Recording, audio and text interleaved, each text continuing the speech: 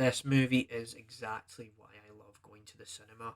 So, welcome back to the James Allen Reviews. Today, if you didn't see my community tab post, I actually went to see Thunderbolts earlier today. Before we get into how I felt about this movie, what I'd give it a 10, before we get into the context, I'm just going to quickly show you the poster of the movie that I got for Thunderbolts here. And so, I tried to record this a couple of times because I didn't know how to structure it, but this time should be the way we're going to do it. So here we go, right? Care who you assemble. That is the entire Thunderbolts poster here. I'll just give you a little, overview of the poster. This won't be for the entire video, but you'll see it in the thumbnail and stuff like that. So there's all of that with the poster here. But just the best way to describe the context is the Thunderbolts was a movie idea that Marvel, directors had, but recently, they finally had the idea. They finally finished the script. They finally put the trailers out this year and just over the past while there. And you go and you watch the trailers, you're like, okay, this looks interesting. They're trying a ragtag, Marvel Suicide Squad, Guardians of the Galaxy with Marvel humor. Like, all of this, you think it's going to be all of that. And honestly, it wasn't like that. And I'll get into how I felt about the movie and stuff like that. So, before we get into that, though, about how I felt about the movie, let's just tell you what the movie's about without spoiling it. So, you've pretty much got the characters from these other Marvel projects, from like Black Widow, from Falcon and the Winter Soldier, from all these Marvel, series and connectivity and the movies and things. And so they bring these characters together that never had a movie together whatsoever, decide to put them on the big screen, and it's creating a scenario where it's actually put the MCU in a situation where we've got a new team on the go and we're going to use it for the next few whiles because we're like, yeah, this might be the new people we need in the Marvel Universe, and we're not going to spoil what all of that means. You need to watch the movie to understand what I just said there, but that is how I would describe this movie without spoiling it. So there's that. And so you've got a 2 hour movie on your hands here, and let's just say this movie is one of the best films of 2025, hands down, an absolute godly masterpiece. And I could go on for 900 years about how great it was. But the first thing that just came to mind was this is just a throwback to the writing of older Marvel movies, man. The way they conduct the storytelling, you get to actually feel for the characters. They actually mean something for once in a while. It just has that sense of style. There's memorability. So much funny dialogue in this film.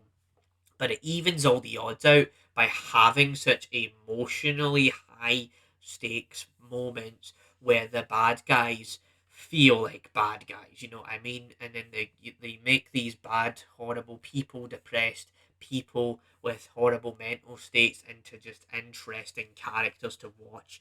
And it's really uplifted by performances from Florence Pugh, from David Harbour, from Sebastian Stan, John Walker, who I loved in Falcon and the Winter Soldier here. Just absolutely, John Walker kicks some decent ass in this movie. You've got Bob, the legendary Bob, right? We got to talk about that right now. So, legendary Bob, without spoiling, is absolute cinema because his storyline was just awesome. The way he goes from how he was at the start to the end of the movie. We won't spoil how that happens, but there's that. And then you've got time to spend with Yelena, time to spend with Red Guardian. So they build up all these characters to this pivotal point where you actually care about them. And that's what I really like about it. And there's really solid action sequences. And what really made me really happy was this movie has got less CGI than most of Marvel movies at the moment. They had Captain America was really good and stuff, and I really enjoyed it. But this movie, without the CGI and the big green screen effects and all of that, it made it more refreshing. It was like, yeah, they actually shot the film on location. They actually made it so that everything is practically done properly. And I believe I did hear that, Florence Pugh actually jumped off a really tall building, and you'll figure that out when you watch the movie. But there's actually a thing where behind the scenes there was something about how she actually did a stunt for the film and they shot it on location. So there's a lot in this movie where they really cared about what they were doing.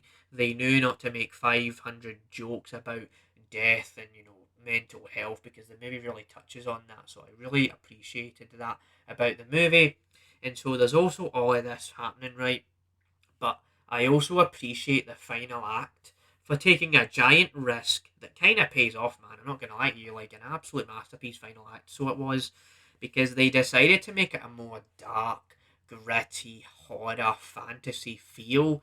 And that is something I don't think I've seen in a Marvel movie in a while, or just in general. It's been a while since they did such a tonal shift where they went deeper and deeper into the dark, depressing side of things, and it really fleshes out these characters. It really makes you want to see more of these characters in the future, and it really showcases that Marvel can cook again. And what an absolute masterpiece showcase of a film! Just an absolutely amazing movie. Right, there's so many ways you can spin it right now, and so I will say all of that. I could sit here and make an argument that, oh, there's some flaws to the movie, but I even feel like the character flaws and how the characters are really flawed, and then they end up being some absolute perfectly interesting people. That is just baked into this movie, and it just makes the movie a masterpiece. So I would say this movie is a solid 10.5 out of 10.